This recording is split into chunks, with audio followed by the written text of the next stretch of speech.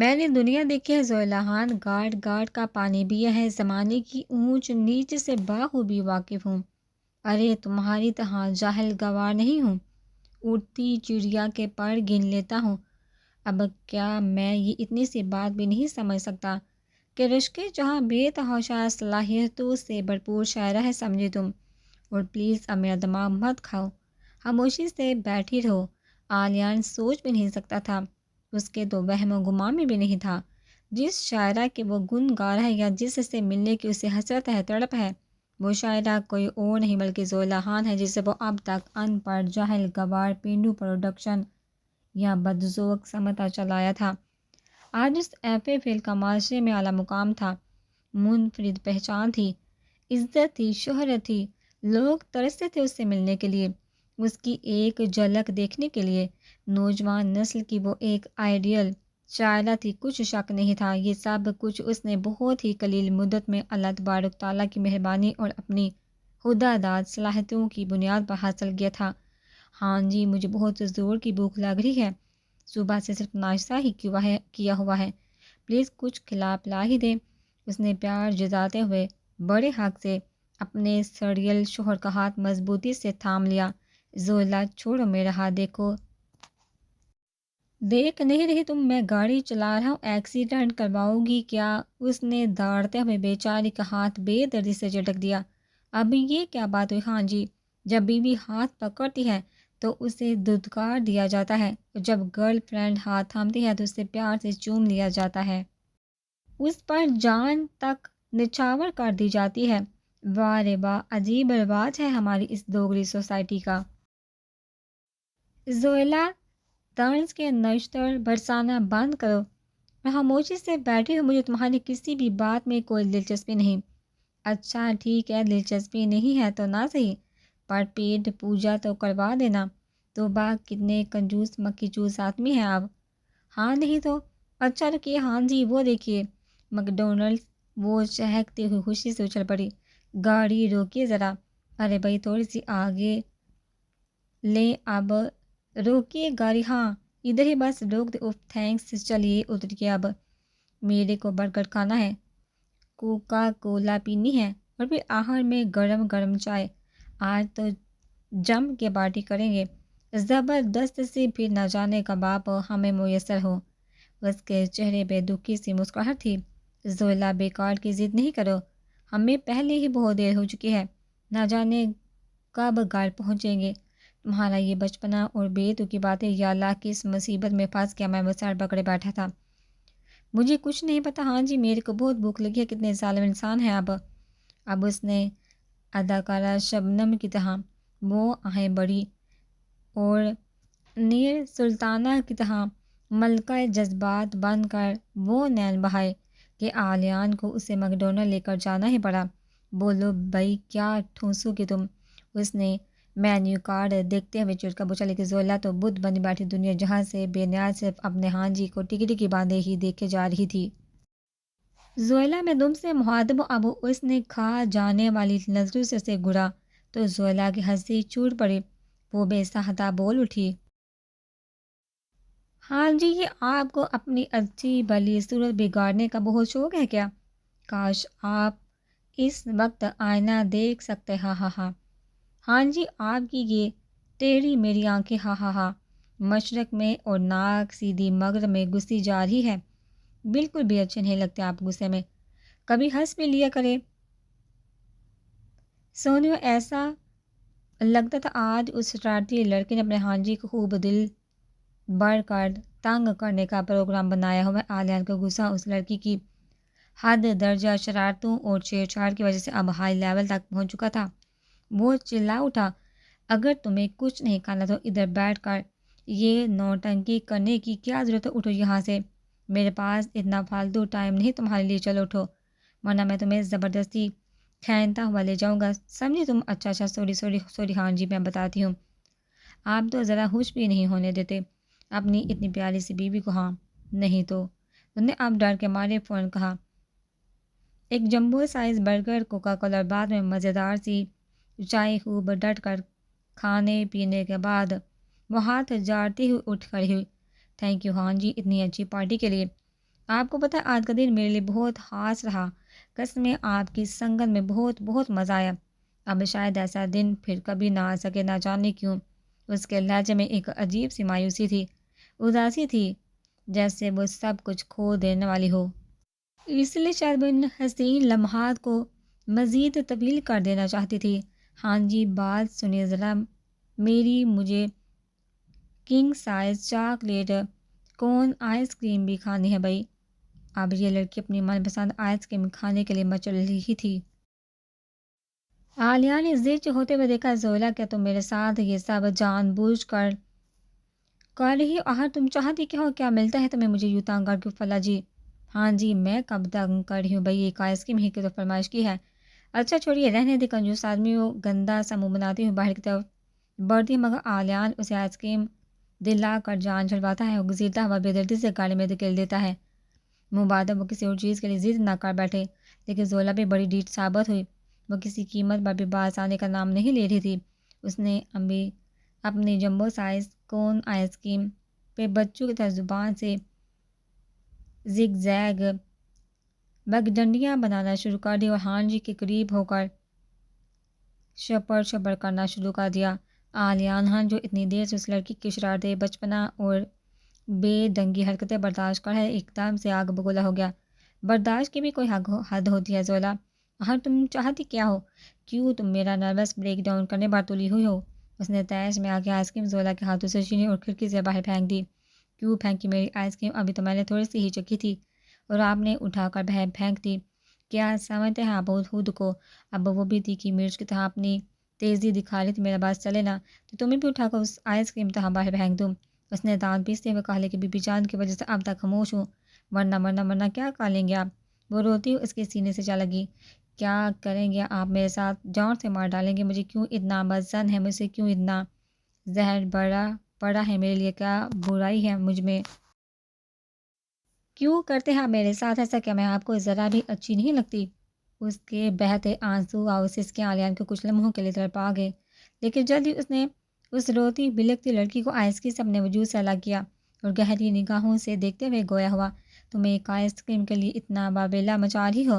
ہاں دے ویسے، ارے بابا دلا دوں گا آئس کریم تمہیں، ایک نہیں بلکہ بہت ساری۔ وہ اس سے بچوں کی طرح بہلا پھسلا رہا تھا۔ چلو شاباش، اب سیٹ بیلٹ باندھ لو اور یہ رونا بند کرو یار، ویسے آج تم نے مجھے پکا کر رکھ دیا۔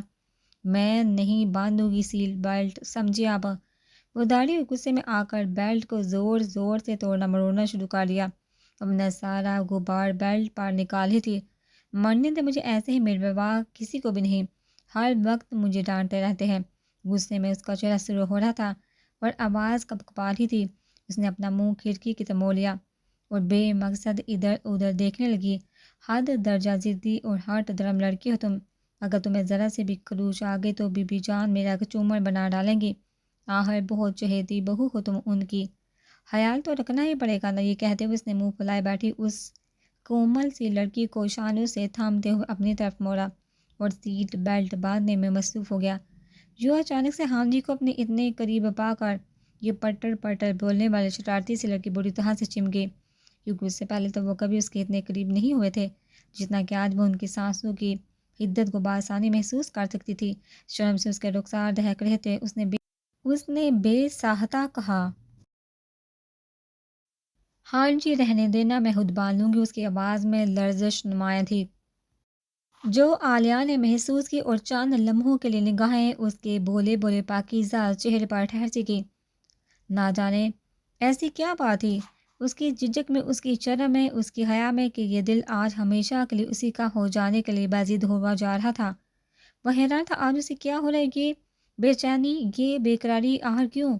وہ کیوں اس کی طرف کھینچتا چلا جا رہا ہے؟ اب تمام راستے یہ بات ہونے لڑکی خاموش بیٹھی تھی، اس کی سمجھ میں بالکل بھی نہیں آ رہا تھا کہ وہ کیا باتیں کرے۔ وہ تو بس شرم سے سمٹی ہی جا رہی تھی۔ مزاج کے اس بدلاؤ کو عالیہ نے بڑی شدت سے محسوس کیا تھا۔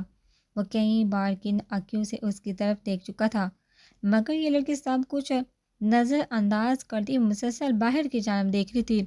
4 گھنٹوں کی طویل مسافت کے بعد یہ دونوں گاؤں پہنچے تو تھکن سے چور تھے۔ عالیہ نے بی بی جان کو سلام کرتا ہوا سیدھا اپنے کمرے کی طرف بڑھ گیا وہ بے خبر اس خوش فہمی میں مبتلا تھا کہ اس کی چہیتی بیوی بے چینی سے اس کی منتظر ہوگی، جبکہ دیکھا جائے تو اس بے وفا عورت کو رتی برابر بھی اپنے شوہر کا انتظار نہیں تھا۔ وہ تو اس کی غیر موجودگی میں بڑے مزے سے ریحان کے ساتھ فون پر خوشگپوں میں مصروف رہی تھی۔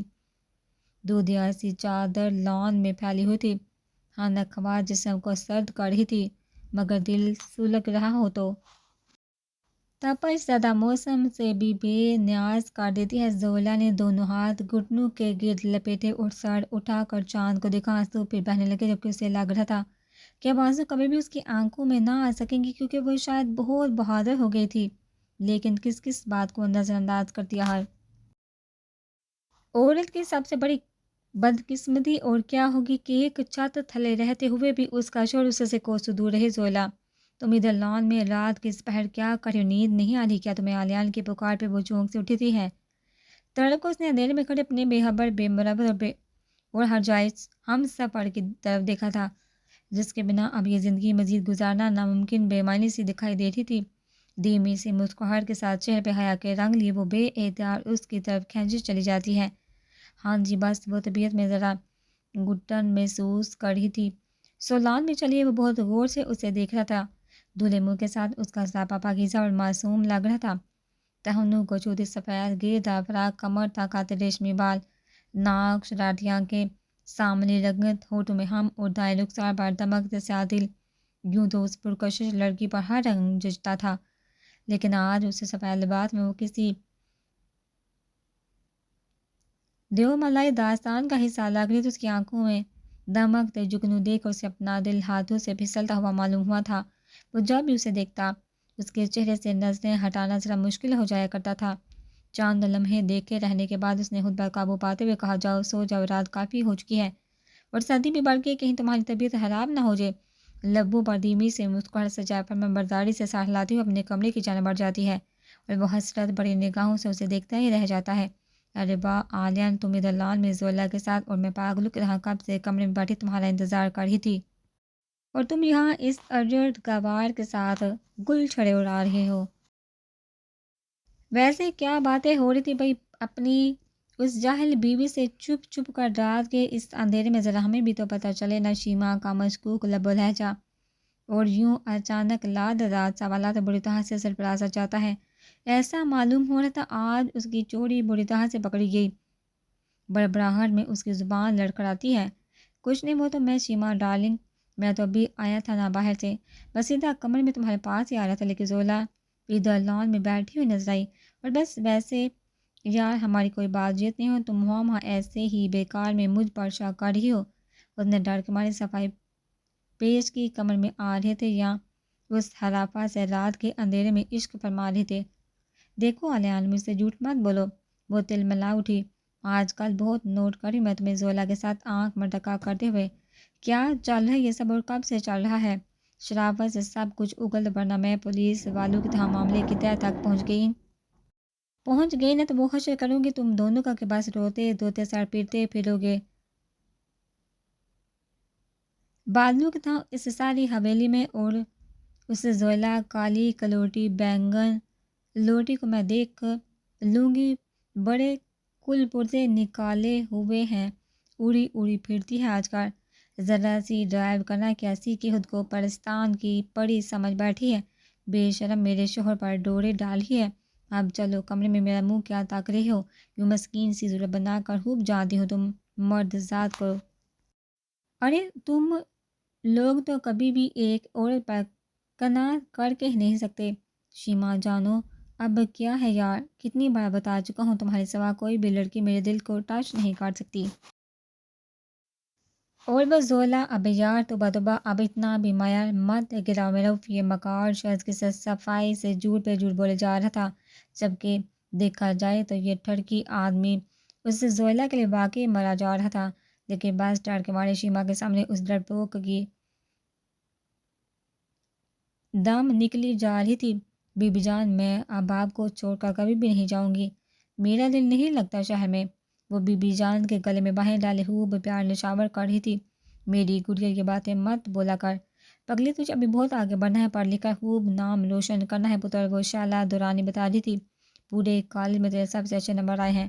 وہ کیا کہتے ہیں ٹاپ کیا ہے تو نے؟ اردو ایڈوانس اور اسلامیات میں میری بچی خوب محنت کر ترقی کر، بس یہی تو چاہتی تھی میں کہ میں یہ کیا بی بی جان آپ کی آنکھیں کیوں نم ہیں؟ پہلے میں نے آپ سے پہلے بھی کہا تھا نا کہ آپ روتی ہو بالکل بھی اچھی نہیں لگتی۔ ارے جلی میں رو تھوڑی رہی ہوں، یہ تو خوشی کے وہ آنسر جو آج اپنی بیٹی کی کامیابی پر جھلک پڑے۔ اچھا بی بی جان، رونا دھونا بالکل بند۔ اس نے دوپٹے کے پلو سے اپنی پیاری سی بی بی جان کے آنسو پونچھ ڈالے اور مسکرا کر ان کی طرف دیکھتے ہوئے بولی، آپ کو پتہ ہے دنیا کی بیسٹ ساس ہیں آپ، اور آپ جیسی کوئی بھی نہیں۔ قسمیں نہ جانے ایسی کون سی نیکی کی تھی میں نے جس کے عوض مجھے یہ نعمت ملی، اور مجھے تو ملی وہ بے سہاتا بول اٹھی میری بچی، ورنہ میں تنہا کیا کرتی، کیسے گزارتی یہ زندگی۔ اللہ تجھے سلامت رکھے میرے گڑیا، کامیابیاں تیرے قدم چومے۔ جواباً انہوں نے اس کی پیشانی پر بوسہ دیا اور ڈھیروں دوائیں دے ڈالی۔ اچھا بی بی جان، یہ کافی پی کر بتائیے ماں بدولت نے بنائی ہے۔ جگ جگ جی میری بچی، تیرے ہاتھ کی بنی ہوئی کوئی چیز بد مزہ ہو ہی نہیں سکتی۔ بی جان اب کافی کا ایک گھونٹ لے کر یہ بولی، اف بی بی یمی کافی، ہاں آپ کو پتہ ہے بی بی جان شہر میں مزیدار کو یمی بولتے، میں تو بہت ہنستی ہوں ان عجیب و غریب بے تکی باتوں پر، ہاں ہاں ہاں۔ ابھی یہ سانس بہو گپے لگا لی تھی، آلیان کی سواری آ ٹپکتی ہے۔ بہت عرصے بعد آج وہ بی جان کو کھلکھلا کر ہنستا ہوا دیکھ رہا تھا، ورنہ تو اس گھر میں اداسیوں نے مستقل ڈیرے ڈال رکھے تھے۔ آلیان کو دیکھ کر زولا کے چہرے پر حیا کی لالی پھوٹ پڑتی ہے، وہ نظریں جھکائے کافی پینے میں مصروف ہو جاتی ہے۔ ایسا کیا پیا جا رہا ہے بھائی کہ جس کے پیتے ہی میری کیوٹ سی بی بی جان کا چہرہ جگمگا اٹھا ہے؟ پتر آ جا بیٹھ، بی بی جان نے بیٹے کو آج ہنستا مسکراتا دیکھ خوشی سے سرشار ہو جاتی ہے۔ پتر آ بیٹھ، تو بھی کافی پی لے، دیکھ زولا نے کتنی خوشبودار یمی کافی بنائی، ہاں ہاں یمی۔ بی بی جان کے ہاں بولنے پر آلیان بے سہاتا ہنس پڑتا ہے۔ واو زبردست بی بی جان، کیا بات ہے آپ کی، ویسے بی بی جان ہمیں کون پلائے گا اتنی یمی کافی، اب ہمارے اتنے اچھے نصیب کہاں، آپ دونوں انجوائے کرو۔ اس نے شرارت سے زولا کو چھوڑا تو وہ بری طرح شرما کر گلابی ہو جاتی ہے۔ آلیان کے چھیڑ چھاڑ اس پر پھولوں کی پتیاں بن کر برستی ہی تھی۔ آج سے ایسا محسوس ہوتا تھا کہ واقعی کوئی ہے جو اسے قطرہ قطرہ چاہنے لگا ہے۔ تو حکم تو کر پتر، زولا جھٹ پٹ تیرے لیے بھی بنا لائے گی۔ نہیں نہیں بی بی جان، پھر کسی اور دن، آج کسی ضروری کام سے شہر جا رہا ہوں، انشاءاللہ بعد میں ضرور پیوں گا آپ کی اس لاڈلی بہو کے ہاتھوں کی یہ یمی سی کافی۔ وہ مستقل اس کو دیکھ کر مسکرا رہا تھا، نہ جانے کہ اس کومل اور شرمیلی سی لڑکی کو چھوڑ کر جانے کا بالکل بھی من نہیں کر رہا تھا، لیکن جانا تو تھا، سو وہ آہیں بڑھتا ہوا چلا گیا۔ دن میں 100 بار میں آئینہ دیکھتی، جانے کس کے لیے میں سنورنے لگی۔ آنے کے سامنے کھڑے اپنے خوبصورت لمبے بالوں میں کنگھا کرتی وہ بے فکری سے گنگنا رہی تھی۔ اس کے چہرے پر دھیمی سے مسکراہٹ کے ساتھ حیا کے رنگ بکھرے پڑے تھے، کیونکہ اب وہ کئی بار آلیان کی آنکھوں میں اپنے لیے پسندگی محسوس کر چکی تھی۔ زولا بہت ہو گیا تمہارا یہ ہار سنگار، شیما کی گرجتی آواز پر وہ یکدم مڑ کر دروازے کی طرف دیکھتی ہے۔ بے ڈول بونی ٹونی بینس جیسے موٹے گول گول دیدے گھماتی یہ بے ڈنگی اور شیما چوکٹ تھامے کسی مٹیارن کی طرح کچھ ایسے کھڑی تھی جیسے وہ آج قلعہ فتح کرنے آئی ہو۔ آلیان کے آنے کا وقت ہو رہا ہے بی بی، تم اپنی یہ بے لگام اور آوارہ زلفیں سمیٹ لو، ورنہ میں تمہاری یہ جارج جیسے بال کینچی سے کاٹ کر گٹر میں پھینک دوں گی۔ شرم نہیں آتی بے غیرت لڑکی، میرے شوہر پر لائنیں مارتے ہوئے؟ اور ہاں مت آیا کرو تم آلیان کے سامنے بن سنور کر، بیوقوف نہیں ہوں میں، خوب سمجھتی ہوں تمہاری ان چالاکیوں کو۔ ایک بات کان کھول کر سن لو زولا کوئلہ، آلیان نہیں پھنسنے والا تمہاری اس ادھوری جوانی میں، کیونکہ وہ ہمیشہ سے میرا ہے، میرا رہے گا۔ میں جب چاہوں آلیان سے بول کر تمہیں اس گھر سے صرف 2 سیکنڈ میں کتے بلی کی طرح باہر پھینکوا سکتی ہوں۔ زولا افسوس سے اسے دیکھے جا رہی تھی، اسے اس نفسیاتی عورت پر آج غصہ نہیں بلکہ بہت ترس آ رہا تھا، لہٰذا وہ کہے بغیر نہ رہ سکی، کس کے سامنے نہ آیا کروں میں شیما، کہ اب میں اپنے شوہر سے پردہ کروں؟ کہ تم کس قسم کی بے تکی باتیں بنا رہی ہو؟ میری سمجھ میں نہیں آتا شیما، تمہیں کس بات کا ڈر و خوف کھایا جا رہا ہے؟ تم خوبصورت ہو، حسین ہو، سب سے بڑھ کر تم عالیہ کے دل پر بڑے درلے سے راز بھی کرتی ہو۔ میڈم کلو پترا، تو پھر تم کیوں مجھے جیسے معمولی شکل و صورت انبر جہل گوار لڑکی سے اس قدر خوفزدہ دکھائی دیتی ہو؟ اس نے استہزائیہ نظریں شیما پر گاڑی۔ اور ہاں ایک بات اور، کان کھول کر سن لو موٹی خالہ، میرے ہاں جی مجھے کبھی بھی اس گھر سے نہیں نکال سکتے، بہت بھروسہ ہے مجھے ان پر۔ شیما باجی، وہ وقت دور نہیں جب تم اس گھر سے نکالی جاؤ گی۔ ہاں ہاں ہاں، ارے واہ واہ زولا بیگم، تالیاں، آج تم کچھ زیادہ ہی پورے اعتماد لگ رہی ہو، کیا بات ہے بچی؟ حالیان سے تنہائی میں کوئی عہد و پیمان ہو گئے ہیں؟ وہ بگلی زولا کولا، کس دنیا میں رہتی ہو تم؟ آلیان، مجھے نکالنے کی ہمت، وہ کبھی ایسا کام کر ہی نہیں سکتا، لکھ لو تم میری یہ بات۔ اتنے دن تیل نہیں بیچا میں نے بیبی، اور ان سب کے باوجود تم اپنی یہ ناکام ادائیں دکھا آلیان جیسے عیاش حسن پرست مرد کو اپنے قبضے میں کرنا چاہتی ہو، تو اپنا یہ شوق بھی پورا کر کے دیکھ لو۔ آلیان کو ادھوری عورتیں بالکل بھی پسند نہیں، اور میری چندا تم ابھی بہت ادھوری ہو، ابھی وہ اپنے ہاتھ پہ ہاتھ ہمارے بڑے زور زور سے ہنستی تھی، تم بہت حد سے بڑھ ہی ہو شیما۔ وہ اس کی آنکھوں میں براہ راست دیکھ کر گرجتے ہوئے بولی، اپنی اوقات میں رہو، تمہاری ان باتوں سے ڈر حسد کی بو آ رہی ہے۔ مان لو شیما بیگم، ہاں جی اب تم سے نہیں بلکہ مجھ سے محبت کرنے لگے ہیں، تم انہیں ایک آنکھ نہیں باتی، دل بڑھ گیا ہے تم سے، اور وہ تم سے جلد از جلد اپنی جان چھڑوانا چاہ رہے ہیں، کیونکہ شیما بیگم تم جیسی چمیاں، یوں کہہ لو وقتی تفریح سے مرد ذات کا دل بہت جلدی بڑھ جایا کرتا ہے۔ زولا اسے آج خوب کراری اور کھڑی کھڑی سن کر شیما کی آنکھوں میں شدید نفرت اور اشتعال تھا۔ رخ کمزاد بے حیا بالش پر کی چوکری، تجھ میں مزہ چکھاتی ہوں، تیری یہ زبان درازی وہ بھی مجھ سے، وہ بنا کر لگی اور رکھ کر ایک زور تھپڑ اس کے پھول سے گال پر جاڑ دیا۔ صرف یہی نہیں بلکہ اس بیچاری کو گردن سے پکڑ کر مضبوطی سے دبوچ ڈالا۔ تکلیف سے بے حال ہوتے ہوئے زولا نے اپنے بچاؤ میں دونوں ہاتھوں کی پوری طاقت سے اس موٹی کو ایسا دھکا دیا کہ سنبھلنے کی کوشش کے باوجود پیچھے دیوار سے جا لگی۔ اسی دوران اس کی کوہنی پر کئی خراشیں پڑ گئی۔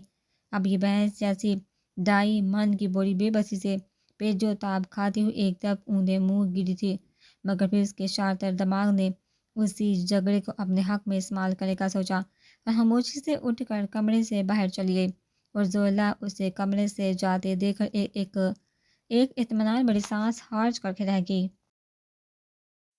رات کو جب آلیان شہر سے واپس آیا تو اس نے محسوس کیا کہ شیما بہت چپ اور اداس تھی۔ تبھی آلیہ نے کنگارتے اسے اپنی جانب متوجہ کرنا چاہا، کیا بات ہے جناب، آج ہماری مینا بڑی چپ ہے، کمرے میں کوئی رونے کی نہیں؟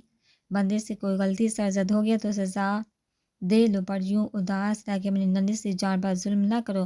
اس نے جو ہی اسے پکڑ کر اپنے پاس بیٹھانا چاہا، شیما کے لبوں سے سسکاری نکل گئی۔